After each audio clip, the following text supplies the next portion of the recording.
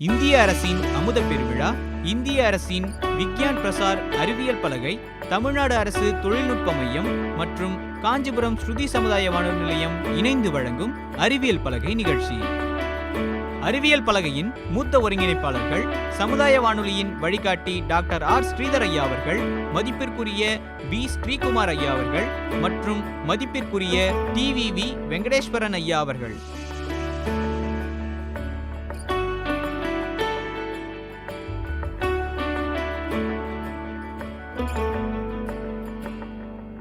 விண்ணிலே பல கோள்கள், மண்ணிலே பல வளங்கள், அறிந்திட அறிவியல் உண்டு, அதை அறிந்திட பயணிப்போம். அறிந்திட தடையொன்றும் இல்லையே, படியாக்கலாம் தடைகளின் கல்லையே. அறிவியல் அறிந்திட, அறிவியல் அறிந்திட, அறிவியல் அறிந்திட, அறிவியல் அறிந்திட. ஸ்ருதி சமுதாய வானொலியின் அறிவியல் பலகை நிகழ்ச்சி தயாரிப்பு குழு, நிகழ்ச்சி ஒருங்கிணைப்பு நம் ஸ்ருதி சமுதாய வானொலியின் இயக்குனர் மற்றும் ஸ்ரீ சங்கரா கலை மற்றும் அறிவியல் கல்லூரியின் முதல்வர் முனைவர் கலைராம வெங்கடேசன் ஐயா அவர்கள். தயாரிப்பு மேற்பார்வை doctor R K. Balachander. Editing R J. Gopal. பல கோடி உயிர்கள் பூமியில் உண்டு, நுண்ணுயிரி கூட உயிர் வாழ்ந்திடும்.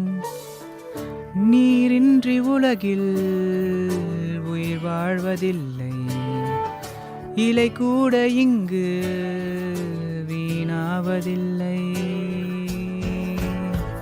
உயிர் வாழ்ந்திட தடையொன்றும் இல்லையே, படியாக்கலாம் தடைகளின் கல்லையே. அறிவியல் அறிந்திட, அறிவியல் அறிந்திட, அறிவியல் அறிந்திட, அறிவியல் அறிந்திட.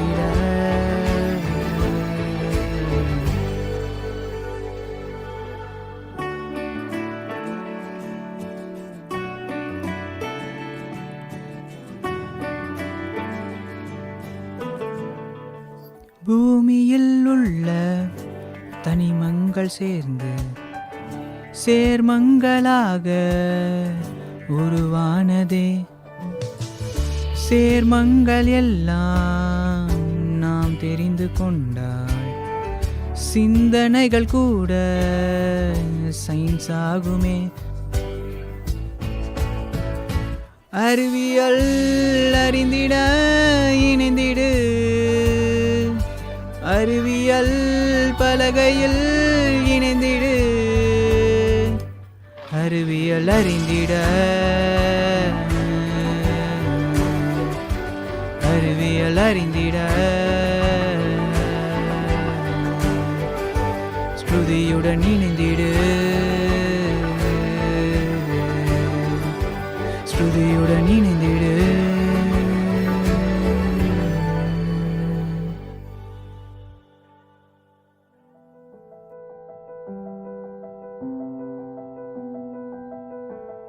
நீங்க கேட்டுட்டு இருக்கிறது ஸ்ருதி 90.8 சமுதாய வானொலி. இது காற்றிலே வரும் காஞ்சியின் குரல். இன்னைக்கு நம்ம அறிவியல் பலகை நிகழ்ச்சியில கேட்க போறது அத்தியாயம் 24. நான் உங்க ஆர்ஜே ஐஸ்வர்யா. நான் உங்க ஆர்ஜே கோபால். என்ன கோபால், பார்க்கவே ரொம்ப டல்லா இருக்க. காலையில சாப்பிட்டியா இல்லையா? சாப்பிட்டேன் ஐஷு. என்ன ஒண்ணு, சாப்பாடுல உப்பு தான் இல்ல. ஓ, அதனாலதான் இவ்ளோ டல்லா இருக்கியா? சும்மாவா சொன்னாங்க உப்பு இல்லாத பண்டம் குப்பை நிலைன்ட்டு? ஆமா, உங்க வீட்டுல சேர்த்துக்கிற உப்புல அயோடின் இருக்கா இல்லையா? என்ன ஐஷு, திடீர்னு உப்புல அயோடின் பத்திலாம் பேசுற? சாதாரண உப்பு தானே, அதுல என்ன இருக்கு? என்ன கோபால், இவ்ளோ சாதாரணமா சொல்லிட்ட? நம்ம உடம்புல அயோடினோட தேவை எவ்வளோன்னு தெரியுமா? ஐஷு இரு இவ்வளோ பில்டப் கொடுக்குறியே, அப்படி அந்த அயோடின்ல என்னதான் இருக்கு? அதெல்லாம் பத்தி தான் கோபால் இன்னைக்கு நம்ம சட்டை பையில் சயின்ஸ் செக்மெண்ட்ல கேட்டு தெரிஞ்சுக்க போறோம். சரவணண்ணே, என்ன கடையில் யாருமே இல்லை, நீங்கள் மட்டும்தான் இருக்கீங்க? அடடே நம்ம தனுஷு, வாப்பா தனுஷு, என்னப்பா ரொம்ப நாள் ஆயிடுச்சு, கடை பக்கம் ஆளே காணோம். அண்ணே நான் தான் காலேஜ் சேர்ந்துட்டேன்ல, அங்கேயே ஹாஸ்டலில் சேர்ந்து படிச்சுட்டு இருக்கேண்ணே. இப்போ தான் லீவு, அதனால் வீட்டுக்கு வந்தேன். சரி அம்மா கடலை பருப்பும் உளுத்தம் பருப்பும் வாங்கிட்டு வர சொன்னாங்க. அதான் உங்கள் கடையை விட்டா வேற எந்த கடை இருக்குது, அதனால தான் உங்ககிட்ட வாங்கலான்னு வந்தேண்ணே. ரொம்ப சந்தோஷம்டா தனுஷு, நல்லா படிக்கணும் சரியா? அண்ணே நல்லா தானே படிச்சுட்டு இருக்கேன். உங்களுக்கு என்ன டவுட்னா கூட கேளுங்க, நானே எக்ஸ்பிளைன் பண்ணுவேன். அவ்வளோ அளவுக்கு நல்லா படிச்சிருக்கேன். சரியா சரியா, சந்தோஷம்யா சந்தோஷம்யா. நேற்று நேரம் ட்ரௌசர் போட்டு சுற்றிட்டு இருந்த பையன் இன்னைக்கு நல்லா பேச கற்றுக்கிட்டா.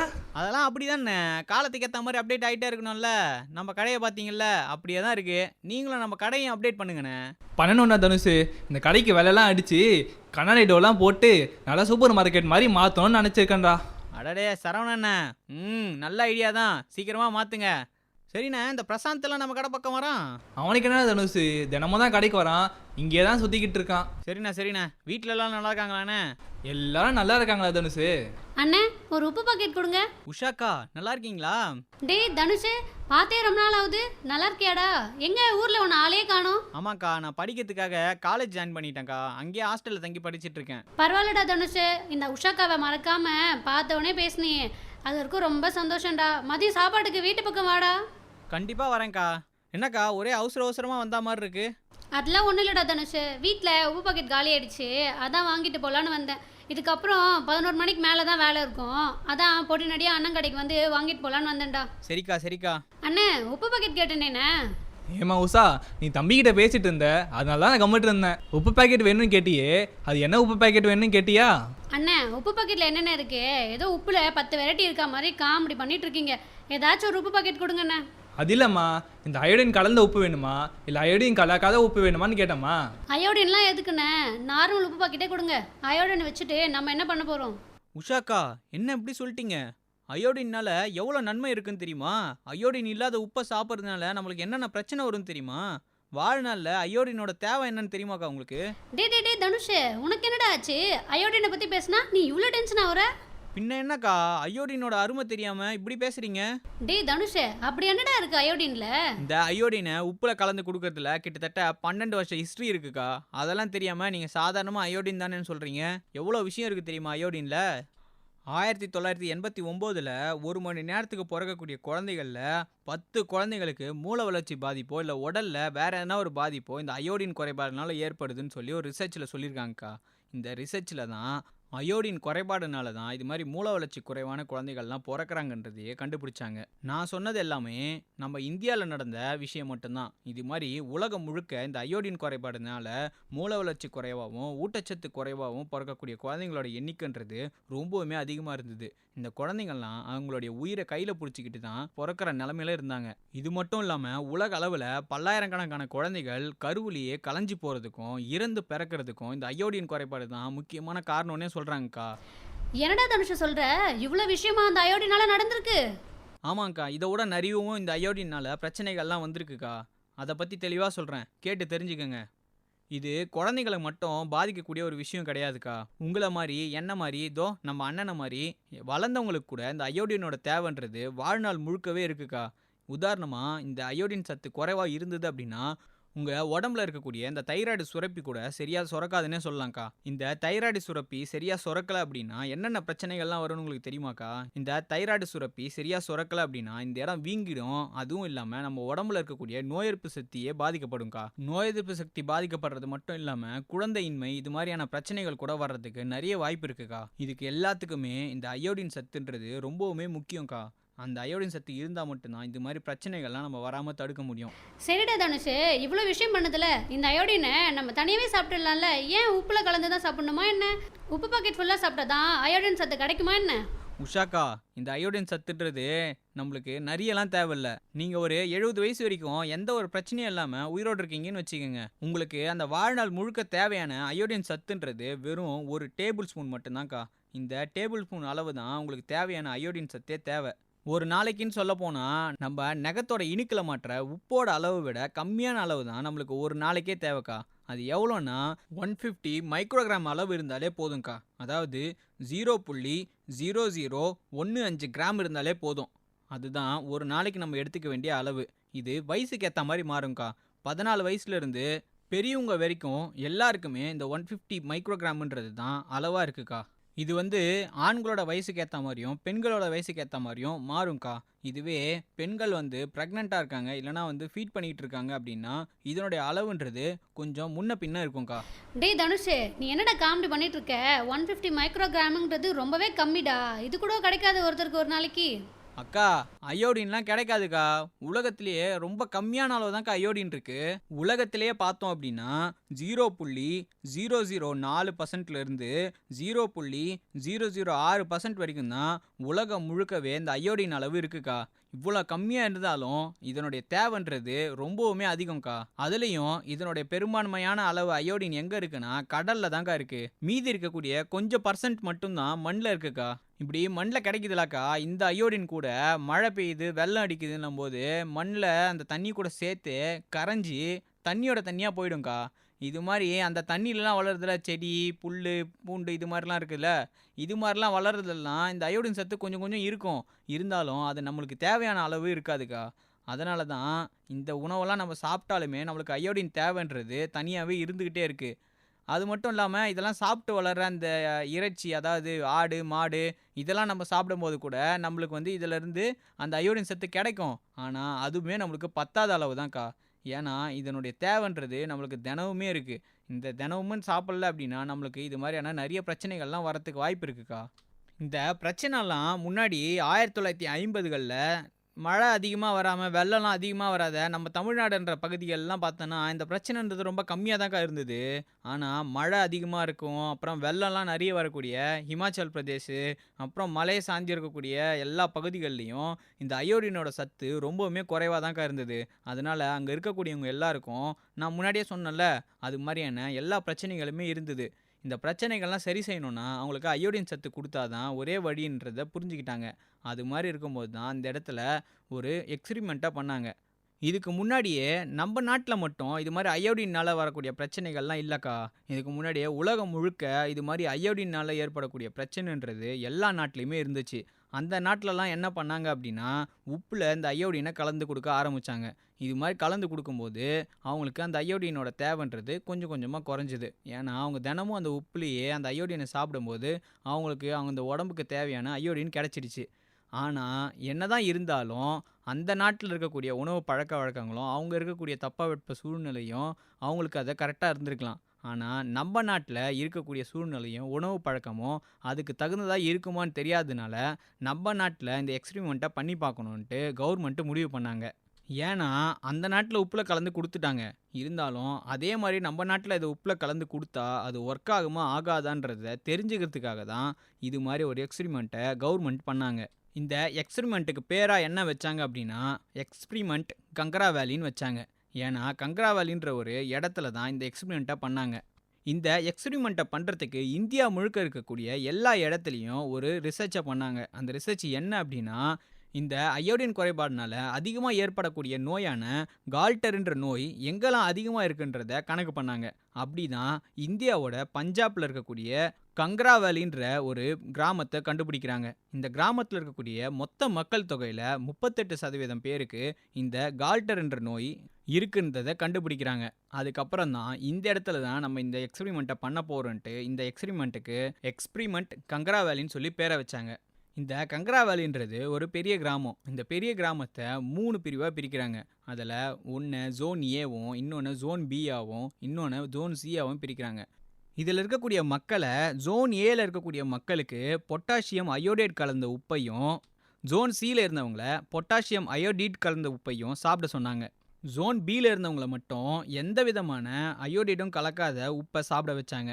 இது 1 வருஷம் 2 வருஷத்துக்கு பண்ணல, கிட்டத்தட்ட 6 வருஷத்துக்கு இதே மாதிரி சாப்பிட வச்சாங்க.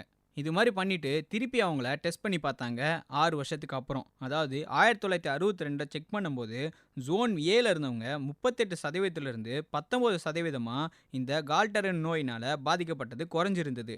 அதே மாதிரி ஜோன் சியில் இது 15% குறைஞ்சிருந்தது.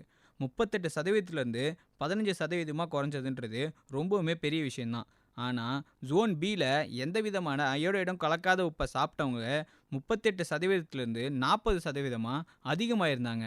இதனால் அந்த 3 ஜோனில் இருக்கவங்கக்கிட்டையும் அயோடைட் கலந்த உப்பை கொடுக்க ஆரம்பித்தாங்க. அப்படி கொடுக்கும்போது இந்த பிரச்சனைன்றது படிப்படியாக குறைஞ்சதுன்றதை கண்டுபிடிச்சாங்க.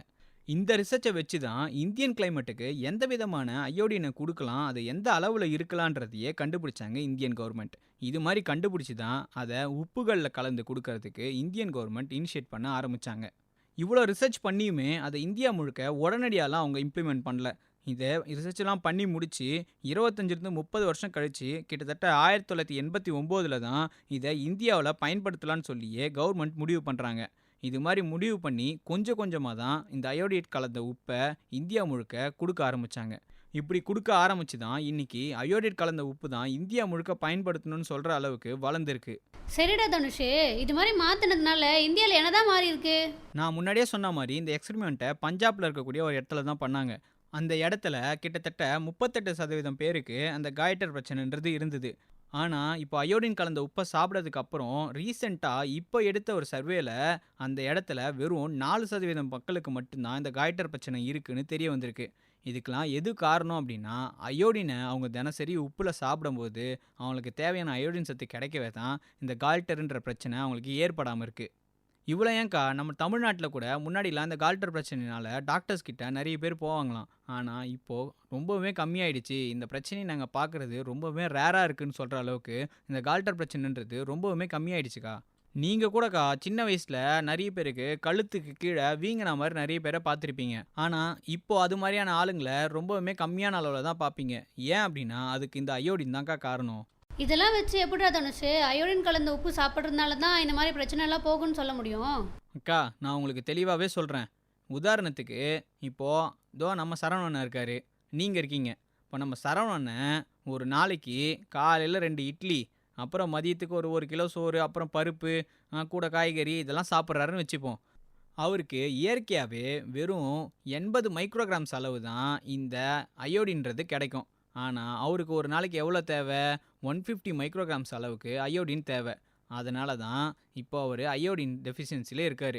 இதுவே நீங்கள் தினமும் சாப்பிடக்கூடிய இதே சாப்பாடு அளவில் அயோடின் கலந்த உப்பை சாப்பிட்றீங்கன்னு வச்சுக்கோங்க, உங்களுக்கு ஆல்ரெடி அதில் 80 மைக்ரோகிராம்ஸ் அளவுக்கு அயோடின் கிடச்சிரும்.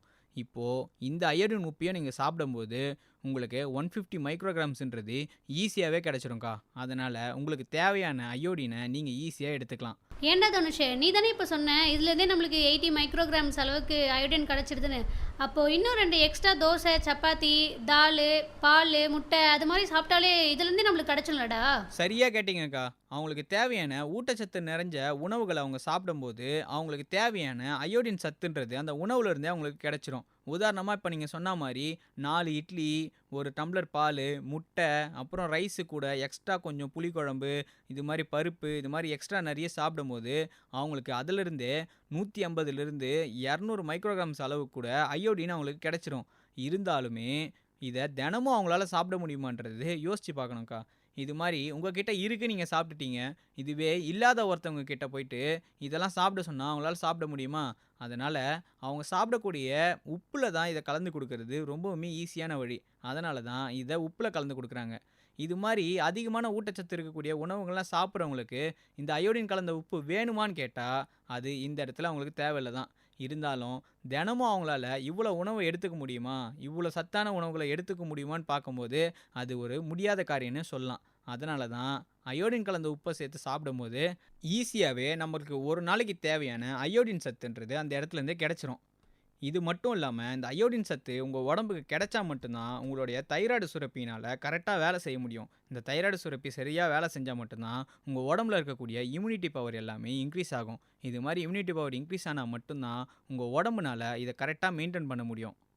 இதை ஹைப்பர் தைராய்டிசம், ஹைப்போர் தைராய்டிசம் சொல்லி 2 வகையாக பிரிப்பாங்கக்கா. இது மாதிரி தைராய்டில் நிறைய பிரச்சனைகள்லாம் வரத்துக்கு கூட இந்த அயோடின் சத்து தான் ஒரு முதன்மையான விஷயமா இருக்குது. நம்ம உடம்புக்கு இந்த மைக்ரோ நியூட்ரியன்ற இந்த அயோடின் சத்து ரொம்பவுமே முக்கியம். இந்த அயோடின் சத்து இல்லை அப்படின்னா நம்மளுக்கு உடம்புல நிறைய பிரச்சனைகள் வரத்துக்கு வாய்ப்பு இருக்குக்கா. அது மட்டும் இல்லாமல் இந்த அயோடின் சத்தை நிறைய எடுத்தாலுமே நம்மளுக்கு பிரச்சனை தான்க்கா வரும். இந்த அயோடின் சத்து எவ்வளோக்கு எவ்வளோ அதிகமாகுதோ அவ்வளோக்கு அவ்வளோ நம்மளுடைய தைராய்டு சுரப்பிகளில் இது பெரிய மாற்றத்தை ஏற்படுத்தும். நம்ம உடம்புக்கு எவ்வளோ தேவையோ அந்த அளவில் மட்டும்தான் இந்த அயோடினை எடுத்துக்கணும். அளவுக்கு அதிகமாக எடுக்கும்போது நம்மளுக்கு இந்த தைராய்டு பிரச்சனைன்றது அதிகமாகிறதுக்கு கூட வாய்ப்பு இருக்குது. அதே மாதிரி நம்மளுக்கு தைராய்டு பிரச்சனை இருந்தது அப்படின்னா நம்ம எடுத்துக்கக்கூடிய அந்த அயோடின் சத்தும் எவ்வளோ அளவில் இருக்குன்றதையும் நம்ம தெரிஞ்சுக்கணும். அதுக்கேற்ற மாதிரி நம்மளுடைய உணவு பழக்க வழக்கங்களையும் நம்ம மாற்றிக்கிறது நல்லதுக்கா. ஏன்டா தனுஷ் இவ்வளோ இருக்கடா இந்த அயோடின் கலந்த உப்பில்? இது தெரியாமல் நான் சரவண அண்ணன் கிட்ட ஏதோ ஒரு உப்பு வாங்கி சமைச்சிக்கிட்டு இருக்கேன்.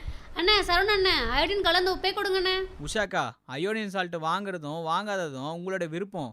இருந்தாலும் அயோடினால் என்னென்ன நன்மைகள் இருக்குன்றதை நீங்கள் தெரிஞ்சுக்கணுன்னு தான் நான் இதை சொன்னேன். உங்கள் வீட்டோட சாப்பாடு ரொட்டீன் எல்லாமே ரொம்ப நல்லா இருக்குது, அந்த சாப்பாடை சாப்பிட்டா அயோடின் சத்து ஃபுல்லாக கிடைக்கும் அப்படின்னா நீங்கள் நார்மல் உப்பே கூட வாங்கிட்டு போகலாங்க்கா. நான் சொன்னேன்லாம், அயோடின் உப்புக்கு மாறாதீங்க. உங்களுக்கு எந்த உப்பு ரெகுலராக வாங்குவீங்களோ அதே கூட நீங்கள் வாங்கிட்டு போகலாம். அட நீ வேறடா தனுஷ், நம்ம வீட்டில் எங்கடா சத்தான சாப்பாடெல்லாம் சமைச்சிக்கிட்டு இருக்கோம். நானே இருக்கிறத வச்சு ஏதோ சமைச்சிட்டு இருக்கேன். அதான் உப்புலையாச்சும் இந்த சத்தை சேர்க்கலான்னு அண்ணன்கிட்ட அயோடின் கலந்த உப்பே கேட்டேன்டா. சரிக்கா, நீங்கள் இதை பற்றி தெரிஞ்சுக்கிட்டீங்களே அதுவே போதும். சரவணண்ணே, என்ன நீங்களும் கேட்டீங்க தானே, உங்கள் வீட்டில் என்ன உப்பு யூஸ் பண்ணுறீங்க? நம்ம வீட்டில் எப்போவுமே அயோடின் கலந்த உப்பு தான்ப்பா. அயோடின் கலந்த உப்பை பயன்படுத்துகிறதும் பயன்படுத்தாமல் இருக்கிறதும் ஒவ்வொருத்தவங்களோட தனிப்பட்ட விருப்பம். அதில் நாங்கள் இன்டர்ஃபியர் ஆகலை. உங்களுக்கு அயோடின் கலந்த உப்பு சாப்பிட்றதுனால என்னென்ன நன்மைகள் இருக்குன்னு சொல்கிறதுக்கு மட்டும்தான் இந்த நிகழ்ச்சியை நாங்கள் ரெடி பண்ணியிருக்கோம். அயோடின் கலந்த உப்பை பயன்படுத்துகிறதும் பயன்படுத்தாமல் இருக்கிறதும் உங்களுடைய கையில் தான் இருக்குது. ஆனால் உங்களுக்கு உடம்புக்கு தேவையான எல்லா நியூட்ரியன்ஸும் கிடைக்கக்கூடிய உணவு பழக்கம் உங்களுடைய அன்றாட வாழ்க்கையில் இருக்கான்றதை சரி பார்த்துக்கங்க. கேட்டியா கோபால்? சாதாரண அயோடின்னு சொன்னேன், ஆனால் அதில் எவ்வளோ விஷயம் இருக்குன்னு இப்போ தெரிஞ்சுக்கிட்டியா? ஆமாம் ஐஷு, நமக்கு தைராய்டு பிரச்சனை வராமல் இருக்கிறதுக்கே இந்த அயோடின் தான் காரணமாக இருக்குது. ஆமாம் கோபால், இந்த அயோடினோட பங்குன்றது ரொம்பவே அதிகம். ஒன்ன மாதிரியே இவங்களும் அயோடின் பற்றி கேட்டு தெரிஞ்சிட்டு இருப்பாங்க. இதே மாதிரி மற்றொரு அறிவியல் பலகை நிகழ்ச்சியில் சந்திக்கும் வரை உங்களிடமிருந்து விடைபெறுவது நான் உங்கள் ஆர்ஜே ஐஸ்வர்யா. நான் உங்கள் ஆர்ஜே கோபால்.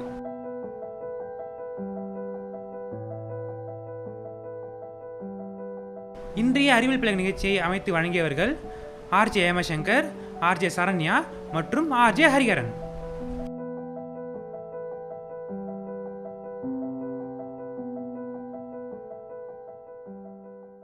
நேயர்கள் இதுவரை கேட்டது இந்திய அரசின் அமுத பெருவிழா, இந்திய அரசின் விக்யான் பிரசார் அறிவியல் பலகை, தமிழ்நாடு அரசு தொழில்நுட்ப மையம் மற்றும் காஞ்சிபுரம் ஸ்ருதி சமுதாய வானொலி நிலையம் இணைந்து வழங்கும் அறிவியல் பலகை நிகழ்ச்சி. அறிவியல் பலகையின் மூத்த ஒருங்கிணைப்பாளர்கள், சமுதாய வானொலியின் வழிகாட்டி டாக்டர் ஆர் ஸ்ரீதர் ஐயா அவர்கள், மதிப்பிற்குரிய பி ஸ்ரீகுமார் ஐயா அவர்கள் மற்றும் மதிப்பிற்குரிய டிவிவி வெங்கடேஸ்வரன் ஐயா அவர்கள்.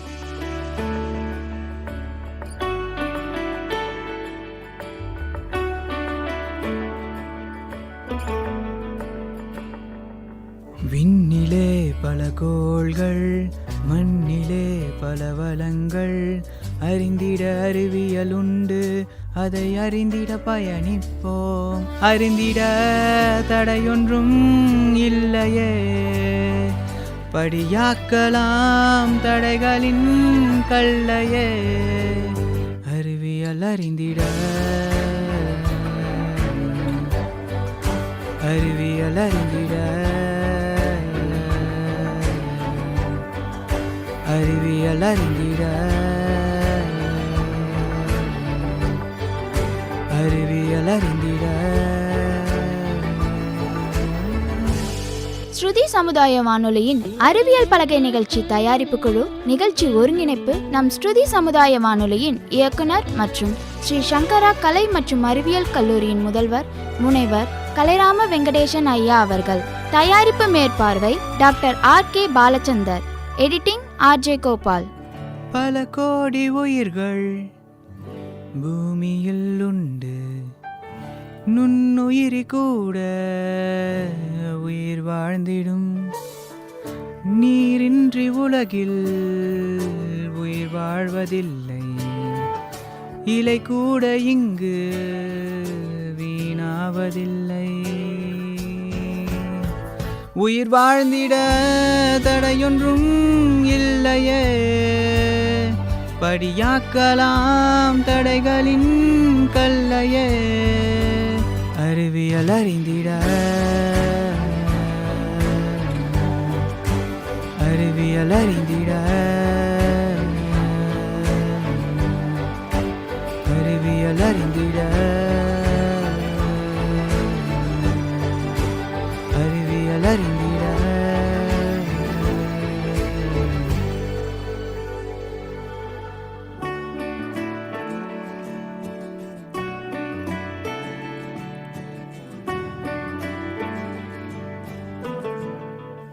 பூமியில் உள்ள தனிமங்கள் சேர்ந்து சேர்மங்களாக உருவானதே.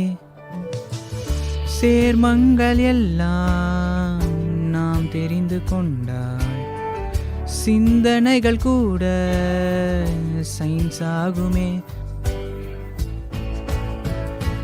அறிவியல் அறிந்திட இணைந்திடு, அறிவியல் பலகையில் இணைந்திடு. அறிவியல் அறிந்திட, அறிவியல் அறிந்திட. ஸ்ருதியுடன் இணைந்திட.